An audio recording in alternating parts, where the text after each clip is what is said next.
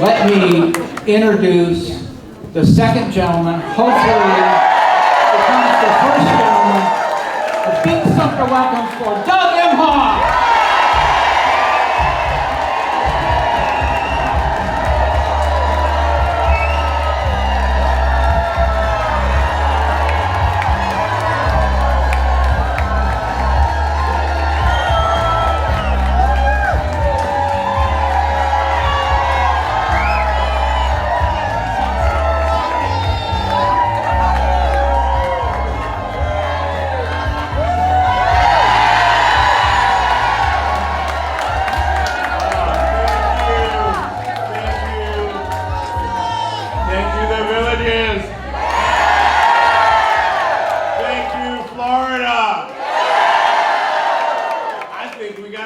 Here, do you? We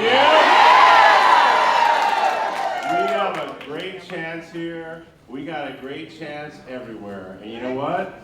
We're going to win this election. We got to do the work. Well, Bob, where are you? Thank you so much. Thank you. Are we good? Okay. Bob, thank you, and thank you for all the planning that went into this on kind of short notice. Appreciate you all. I saw my very good friend, Senator Whitehouse here. Senator. Talk about a public servant. This guy, I know him very well behind the scenes. He is doing the work, former colleague of my wife, Kamala Harris. He is a true patriot and public servant. Thank you for being here and for all you do. So we are 53 days out. Right. It's time to get to work. My last 2 days, I started in D.C., stopped in Des Moines, because there are Democrats there. Not saying we're going to win Iowa, don't press, but I want to just make sure we're checking in. And then I was in Nevada and Arizona yesterday. I was in Mississippi already today. Again, there's some Dems here. Not saying we're going to win Mississippi, but you know what? There was a lot of people that showed up in Mississippi. Because I never get to see her. So she was in North Carolina yesterday, Pennsylvania today, and I think I'm going to see her really late tonight. The only thing she's going to ask me about was, you saw the golf carts at the Villages! I have gotten so much incoming from so many, my friends, my parents, which I'm going to talk about my parents in a second. My family are so excited that I am right here. So are we. Yeah, well, look, let me try to level set where we are. I know we all like to watch a lot of these streaming shows, right? So this one feels like one of those shows, doesn't it? And so it's time for an episode recap. So first episode, July 21st, Kamala Harris stepped into the breach when President Biden decided to end his campaign. Thank you, Joe. And thank you, Joe. I love you, Joe.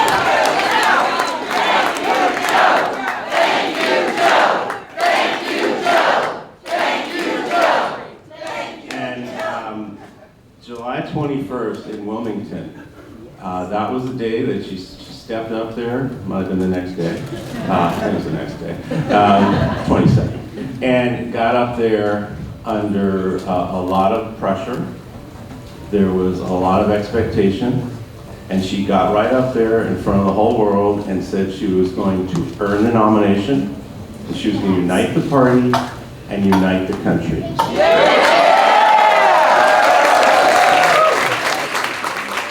Leading up to the DNC convention, she did just that, and along the way, picked the great Governor Tim Walz as her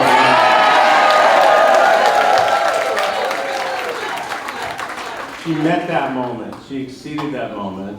Then I'll take you back to a date I'll never forget. Why? Because it was my wedding anniversary. I better not forget that day. sorry, I forgot already. August 22nd.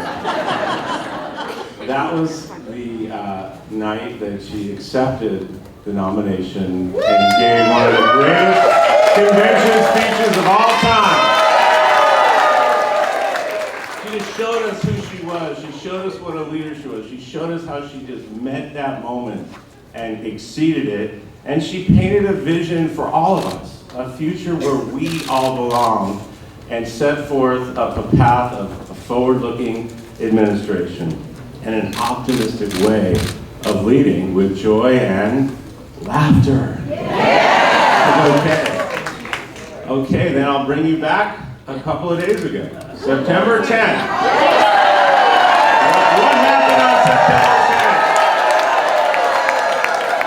Now, I got in a little bit of trouble from the campaign because I just say whatever's on my mind. And so for a couple of days before, I said, she's gonna kick his ass, she's ready, no problem. She's a first-rate lawyer, first-rate, and all these things I was saying. But first, 2 days before, because we never get to spend any time together, and it's really hard to do it right now, we decided as she was preparing, we were going to go for a romantic walk. And that walk happened to be at I think it was an Air Force base. They let us walk on the tarmac, all the planes, and of course, there was a bunch of press around the corner. And they yelled out a bunch of questions, and one of them was, "Hey, Madam Vice President, are you ready?" And she just gave me that look. I'm ready.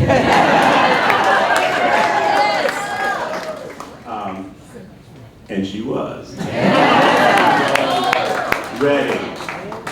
First look at how she took the stage. Oh, yeah.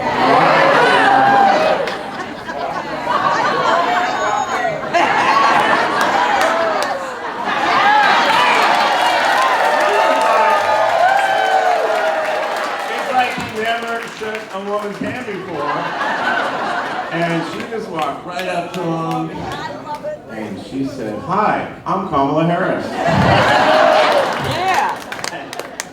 He hated that.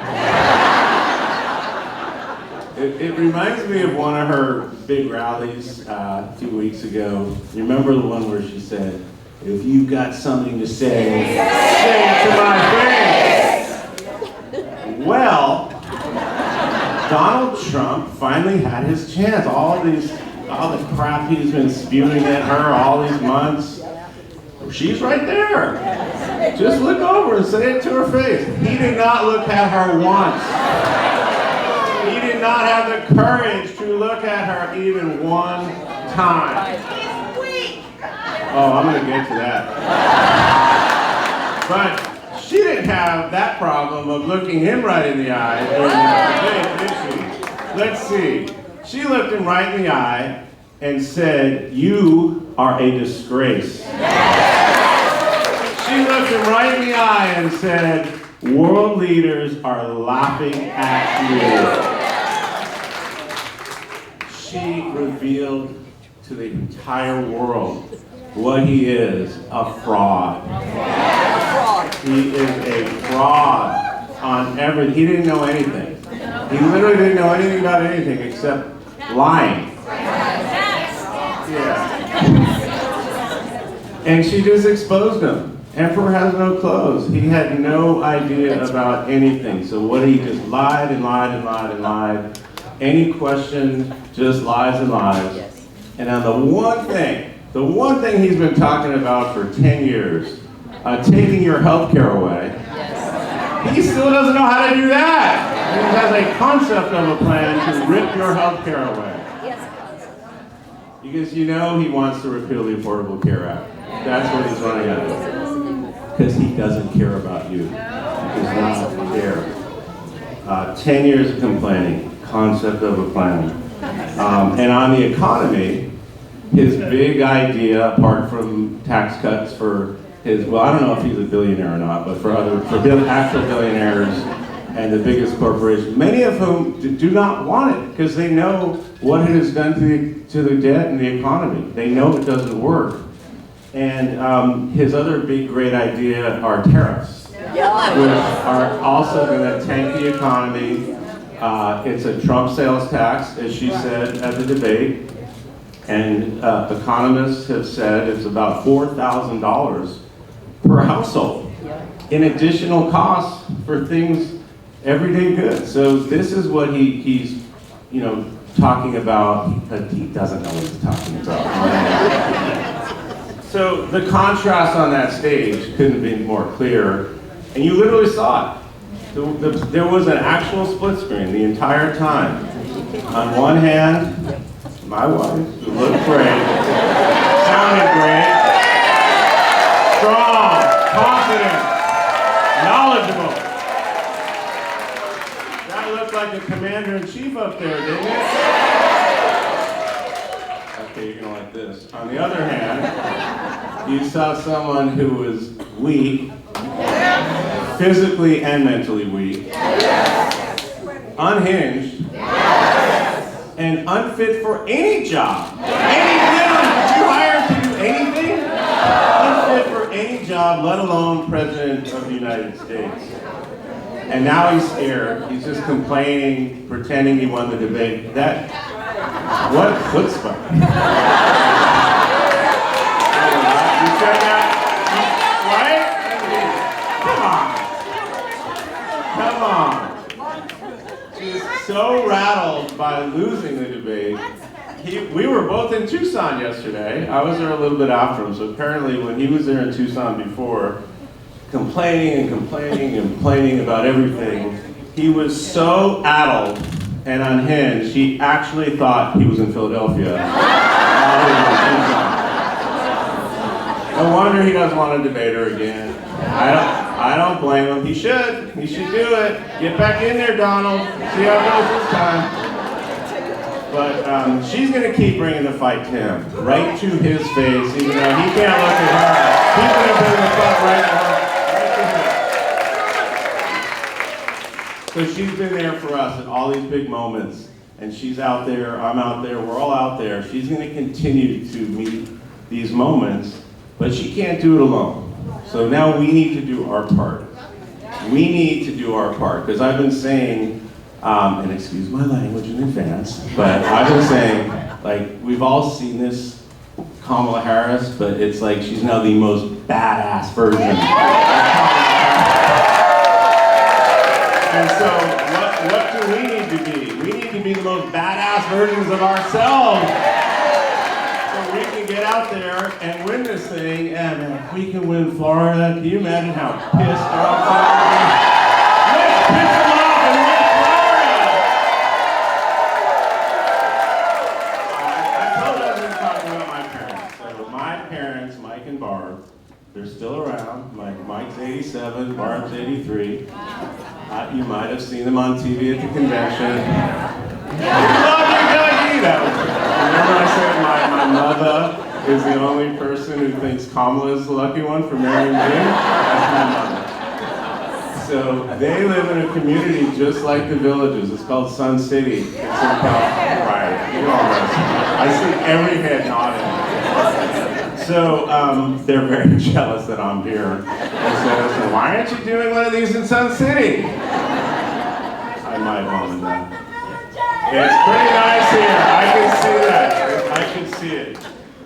So driving in and then seeing all those golf carts, I actually got emotional because I was thinking of my dad's golf cart and what that golf cart means to him and our family. It's probably the same with you. He's had the same one the whole time, and it's one that was even 20 years old 25 years ago.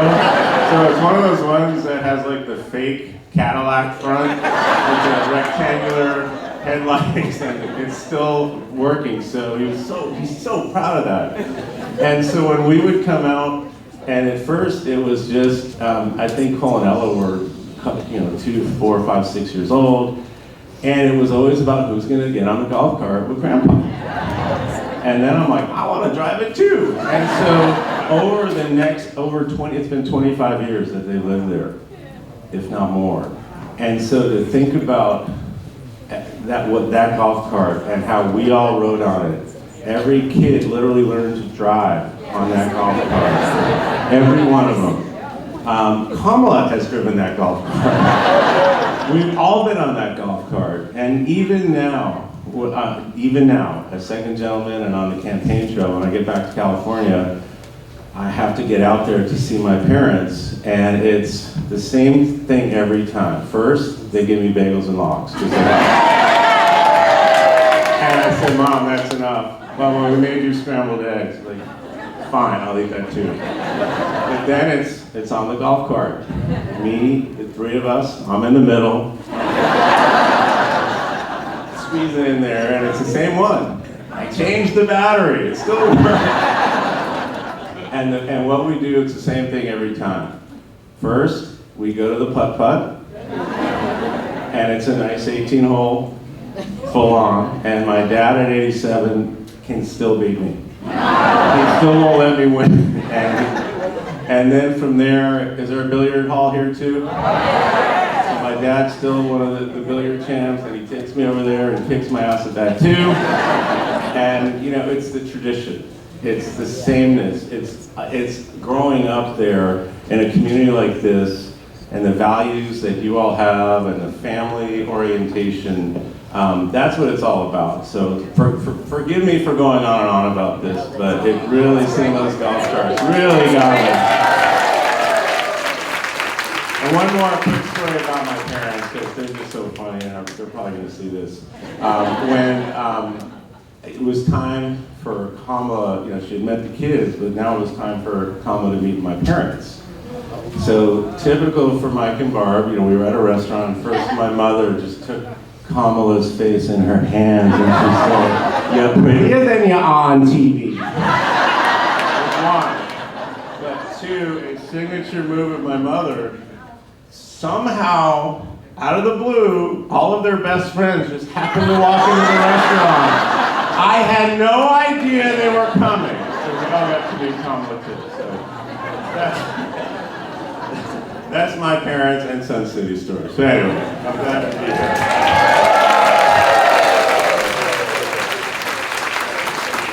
So now let me talk about Kamala a little bit.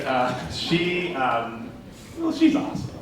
Kamala Harris, daughter of immigrants, born in Oakland, California, raised by a single mother, hardworking single mother who would spend her whole life trying to cure cancer. That was her mother, was a cancer researcher.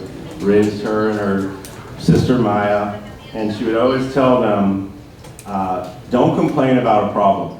Never complain. If you see a problem, do something about it. And that's who Kamala Harris is, that ethic of hard work and responsibility and not bragging about yourself. And so sometimes, you know, I say, get out there and brag a little bit more. But I'm doing it for her. But it's because of the way she was raised, with that work ethic and that strong single mother. And the same one who was sitting at the kitchen table a lot of the times trying to figure out how to pay the bills and how to get ahead. And Kamala saw that too. So she understands like what it's like to grow up like so many people in this country, me included. Again, she sees a problem, solves a problem. That could be a slogan. Okay, you wait for it. Fine. She became a prosecutor in part because, and this is a sad story, her best friend in high school was being sexually abused by her stepmom. And Kamala talked to her mother and said, she needs to come live with us. And that really set her on the path of becoming a prosecutor.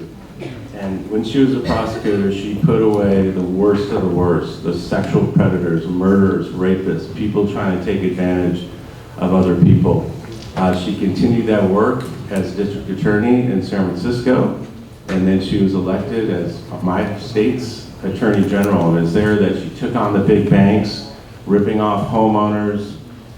She mentioned this on the debate stage. Of the two of them, you got one guy who won't do anything about the border, that's Donald Trump, who complains about the border, but when there was a tough, strong border bill that Joe Biden would have signed and Kamala Harris will sign, he called his sycophantic buddies in Congress and said, kill it, because he'd rather create a problem than solve it. That's exactly what happened, but she as Attorney General, took on transnational gangs at the border. She understands those issues.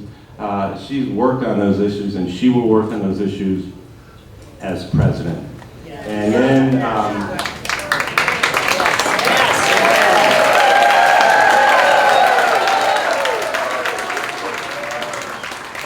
Kamala Harris has an economic plan, unlike Donald Trump. Again, his whole plan is tax cuts, increasing the debt, and tariffs. She has a well thought out plan, which she's talked about, but let's just set the record straight. She is a capitalist.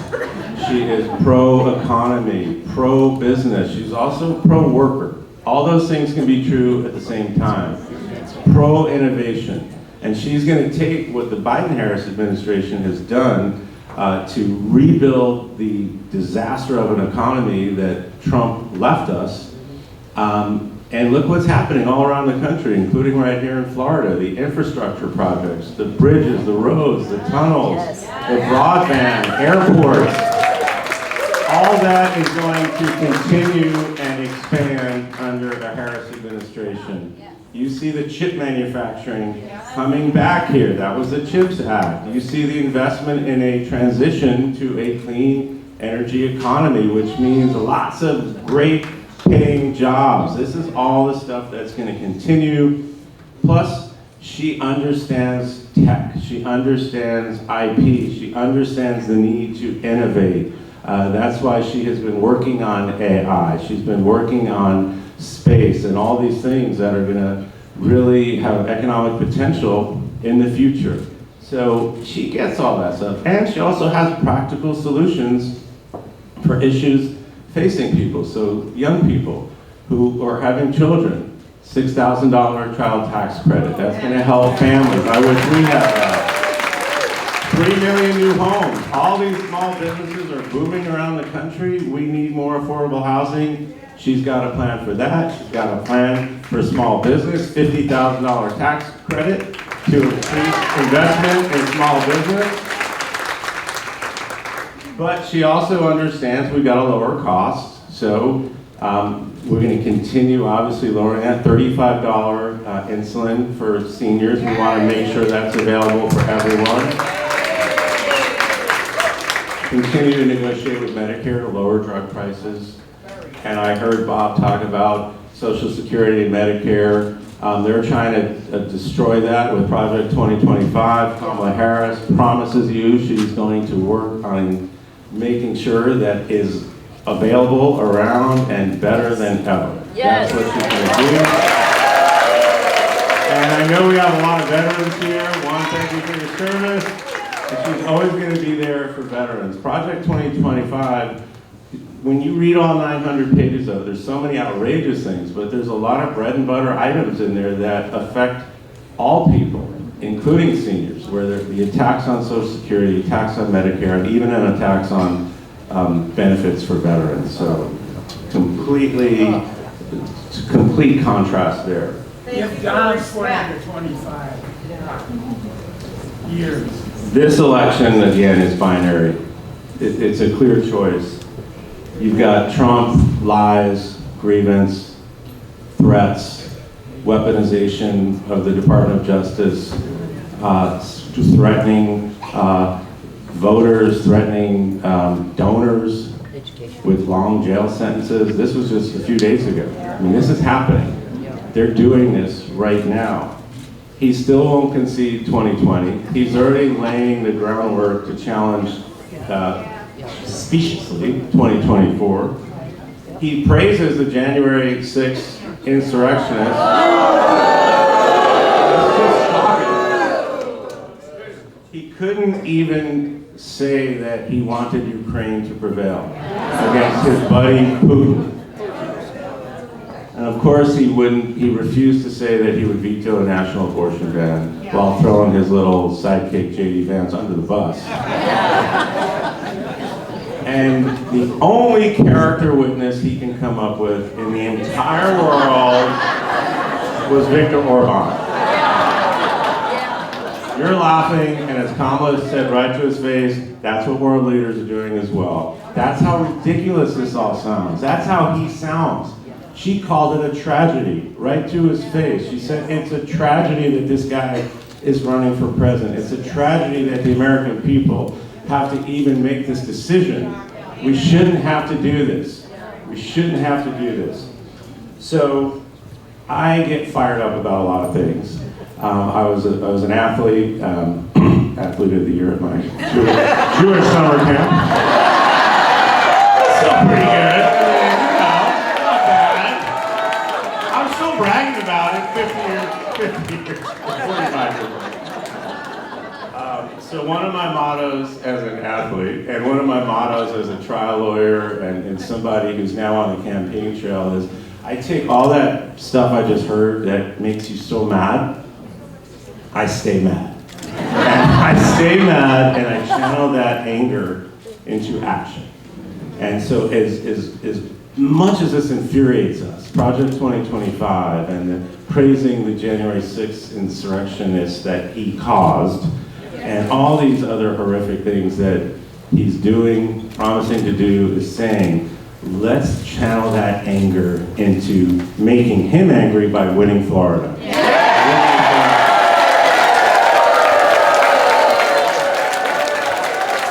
Now, one of the many things I love about my wife, Kamala Harris, the vice president, soon to be president.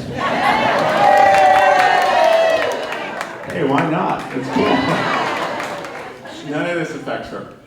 All the name calling, all the outrageousness, the personal attacks on her, on me, her family, Tim, all that just bounces off of her. Because what she will say is all a distraction.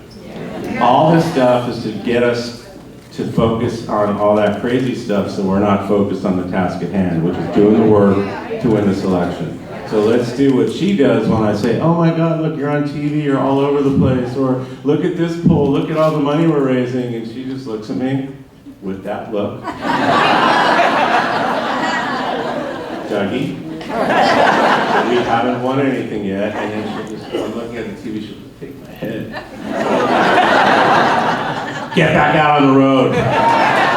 Do something to help me win. Stop playing, stop talking about it. And I will just say, as second gentleman, one of the honors has been, I'm the first Jewish person ever.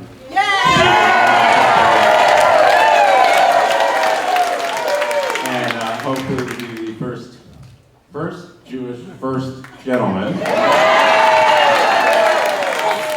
But one of the highlights of being second gentleman is we actually have a national strategy to combat anti-Semitism. I played a big part in that. And none of this would have happened without Kamala's encouragement. I didn't have to explain to her what a Jew was. She already knew.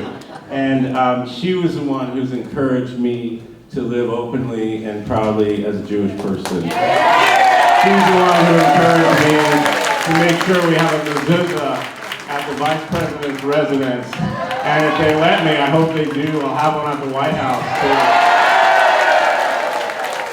And I just told some folks in line that I met earlier, a Jewish family, look, there's a lot of stuff going on out there right now, but I love being Jewish. I love it. I want to make sure that if you are Jewish, just make sure you live openly and proudly and without fear. And I'm going to do that as much as I can. All right, so what are we gonna do to win this election? Fight. Work hard. But Do something. we have to, right, well, Michelle Obama said do something, which was great, but you know what she also said? We're not going back. Well, that was Kamala. We literally say that all the time on the plane. Whenever something comes up, it's like, we're not going back! Wait. But Michelle Obama said, and this is important too, I actually wrote it down. We need to vote in numbers that erase any doubt and overwhelm any effort to suppress us. And why is that? Because they're going to do it. They are going to do it. So we got to get ready. Well, first of all, we have a huge tent. Look at the tent that we have on the Harris Falls ticket. We got like AOC and Bernie over here. We got Dick Cheney, and we got David Jolly in the house. people like David Jolly, people like Liz Cheney, people like Adam Kinzinger, who are very principled Republicans, who care. We may differ on some of the policy issues, but we don't differ on the baseline that we are all Americans, that we love our country, that we are a country that follows rule of law and a constitution, that cares about each other as people, even if we disagree. And Kamala said it so well at the debate, we have so much more in common than what divides us. Right? So we are all in this together, this big, huge tent that is going to take down Donald Trump. All right, so I don't care what any poll says, we got to run like we're 10 points behind each and every day, because everything can change. We've got a lot of momentum, but we got to, pedal gas on the, all those cliches. We got to keep doing that. And if we do that, we're going to win by 10 points. Including right here, North Carolina, Georgia, Arizona, Nevada, Wisconsin, Michigan, and Pennsylvania. We're going to win them all. So another bit of big news the other night was Taylor Swift. And what I loved about that endorsement, it wasn't just an endorsement, it was a nice long letter. If you haven't seen it, read it. It's a beautiful, beautiful letter. But the end of it was registration, voter registration. So get out, vote.gov, there's iwillvote.com, there's a ton of websites because nothing works unless you register. So go out, register, and make sure you know the rules and when you can do that, what the deadlines are, vote early. I don't know what the rules are here, but you probably know that. So make sure you know the rules, follow them, and get it done, and then get every single person you know to register so they can get out and vote early. The other thing you can do is go to our campaign offices. I've been visiting them all over the country. Not only is it an expression, a pure expression of community, democracy, and love of country, it's fun. You go there, you're with your friends, you're with your neighbors, you're making calls, you're sending out postcards, you go around and knock on doors. It's fantastic. So I encourage you to do that as well. And we don't need a lot of rest right now. It's only 53 days. We can do anything for 53 days. And I've really gotten to know and love Tim Walz. And we bonded on so many things, except one. Because Tim Walz said, I'll sleep when I'm dead. And I said, all right, how about we sleep on November 6th so we can enjoy the Harris-Walz administration?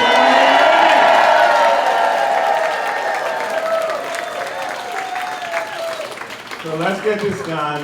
One of the coolest things was coming back. I went to the Olympics on behalf of President Biden, led the delegation, closing ceremony. And of course there, all you heard were the USA, USA chants. But when I got back and went to the Democratic Convention and saw all the flags and heard the USA chants and saw thousands and thousands of people who were there because they love this country. It's worth fighting for. And it's up to us.